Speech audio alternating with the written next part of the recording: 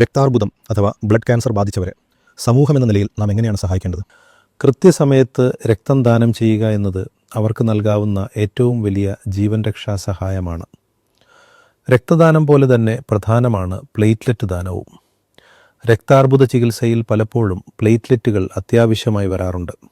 അതുപോലെ അവരെ ഒറ്റപ്പെടുത്താതെ എപ്പോഴും ചേർത്ത് പിടിക്കുക.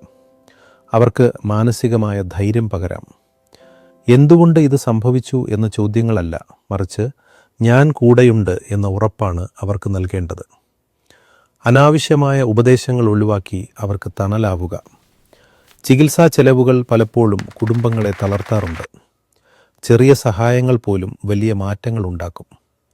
രോഗിയെ പരിചരിക്കുന്നവർക്കും വേണം നമ്മുടെ കരുതൽ. അവർക്ക് അല്പനേരം വിശ്രമിക്കാൻ അവസരം നൽകുന്നതോ വീട്ടിലെ കാര്യങ്ങളിൽ സഹായിക്കുന്നതോ വലിയ കാര്യമാണ്. ഈ സന്ദേശം മറ്റുള്ളവരിലേക്കും ഷെയർ ചെയ്യുക.